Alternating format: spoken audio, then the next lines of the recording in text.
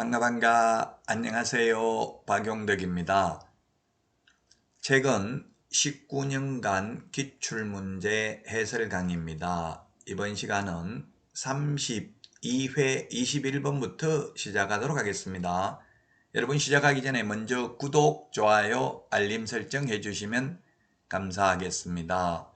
자, 그러면 21번 문제입니다. 좀 어렵죠. 이게 사례 중심이기 때문에 개업공개사 갑, 을, 병에 대한 법 제40조 행정제재처분 효과의 승계 등에 관한 설명으로 옳은 것은 했는데 기억 갑이 2020년 11월 16일 공인중개사법에 따른 과태료 처분을 받았으나 2020년 12월 16일 폐업 신고하였다가 2021년 10월 15일 다시 등록하였다면 과태료 처분 효과는 승계된다.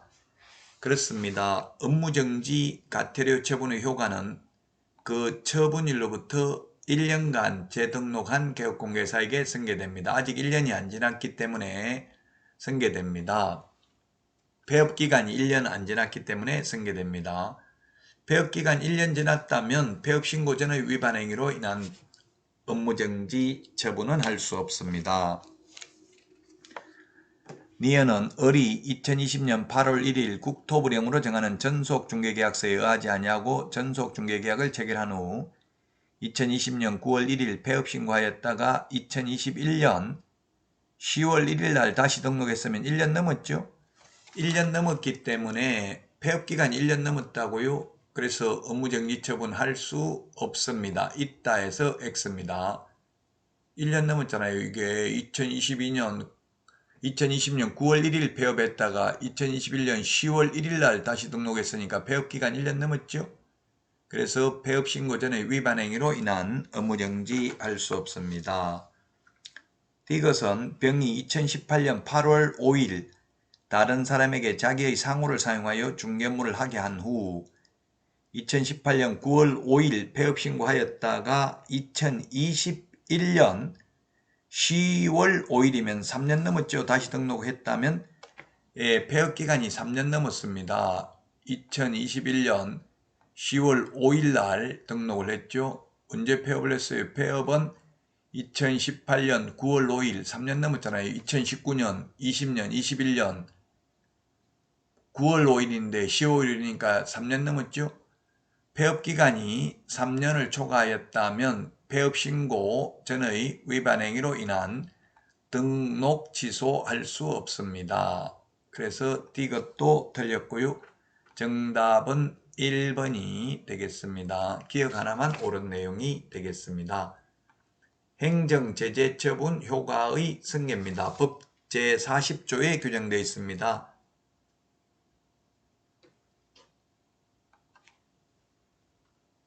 자, 다음은 22번입니다. 주택임대차 보호법인데요. 틀린 것입니다. 개업공개사 갑의 중개로 을과 병은 병 소유의 주택에 대해서 병이 임대인이네요. 병이 임대인. 임대차 계약을 체결하려 한다. 갑의 설명. 갑이 개업공개사입니다.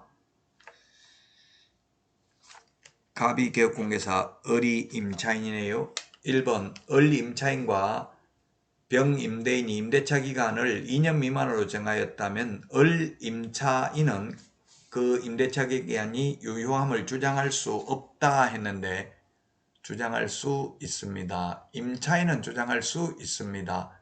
없다 X, 편면적 강행 규정이죠.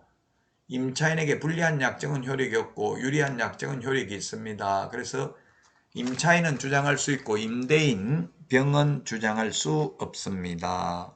1번이 틀린 정답이고요. 2번은 묵시적 갱신되면 존속기간 2년이고요. 3번 묵시적 갱신되면 을 임차인은 언제든지 병 임대인에게 계약 해지를 통지할 수 있고 병 임대인이 그 통지를 받은 날부터 3개월 지나면 효력이 발생하니까 주인이 3개월 지나면 돈 내줘야 된다. 보증금. 4번 을 임차인이 병 임대인에게 계약갱신 요건을 행사하여 계약이 갱신되면 갱신되는 임대차의 존속기간은 2년입니다. 그렇습니다. 주택은 존속기간 2년이고요. 상가는 전임대차와 동일한 조건으로 계약한 것으로 보기 때문에 4년 계약했다가 갱신요구에 의해서 갱신되면 4년이 연장됩니다.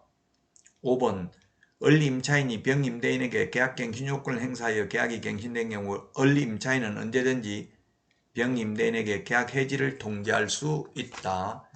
상가의 경우 계약갱신 요구에 의해서 갱신된 경우 임차인이 해지 통지할 수 없습니다. 그러나 주택은 통지할 수 있고 3개월 지나면 효력 발생합니다.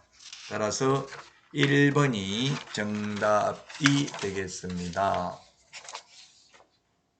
자, 다음은 23번 문제 보도록 하겠습니다.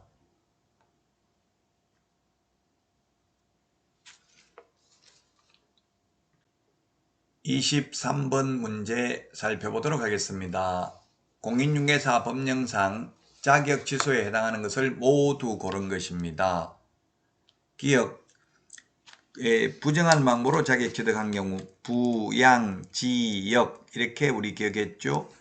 그 다음에 양도대여한 경우, 그 다음에 디귿 자격 정지기간 중에 업무하거나 자격 정지기간 중에 이중 소속되는 경우, 그리고 이 법에 의해서 징역형을 선고받은 경우입니다. 이 법에 의해서 징역 선고받은 경우는 없네요.